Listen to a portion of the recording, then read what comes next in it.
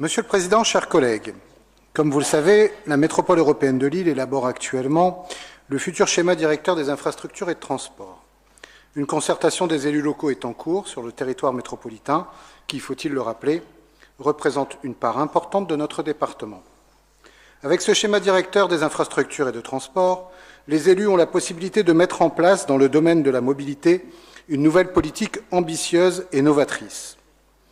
Le réseau des transports collectifs de la MEL s'est construit sur la volonté d'associer la mise en œuvre d'un maillage performant à l'innovation dans la façon de se déplacer. Face aux défis de la transition écologique et climatique, notre territoire doit franchir une nouvelle étape.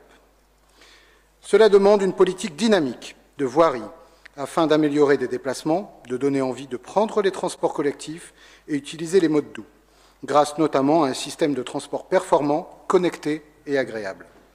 Nous devons aussi être à l'écoute des comportements des usagers et convaincre de l'intérêt des changements des modes de déplacement pour des raisons de santé publique, d'intérêt général, de qualité de vie.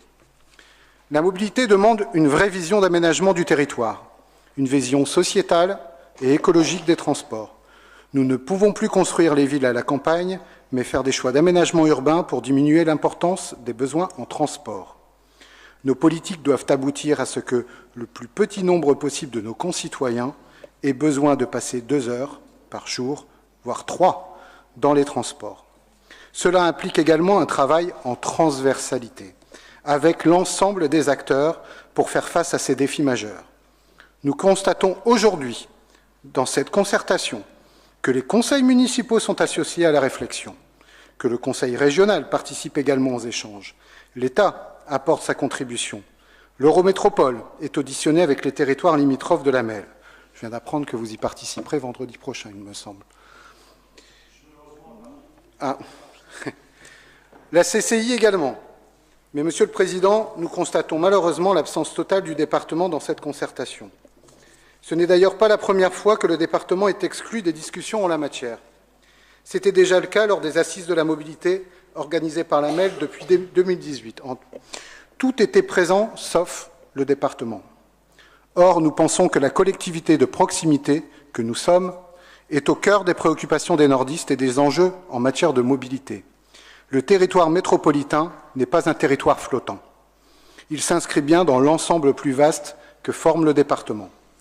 Nous agissons dans le financement du doublement du métro, nous agissons pour réduire les flux des camions avec le canal Seine-Nord, nous agissons avec la voirie départementale qui irrigue la métropole, mais également dans bien d'autres politiques comme l'environnement, l'aménagement du territoire, le soutien à l'investissement des collectivités et même indirectement par le biais de nos politiques de solidarité.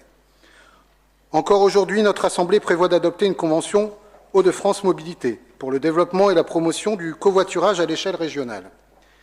Alors notre question est simple, Monsieur le Président. Quelle place le département entend-il jouer face aux enjeux de la mobilité sur la métropole? Nous souhaitons que la concertation soit plus ouverte et c'est pourquoi, Monsieur le Président, nous sollicitons votre appui pour que le département soit entendu dans le cadre de cette concertation. Je vous remercie.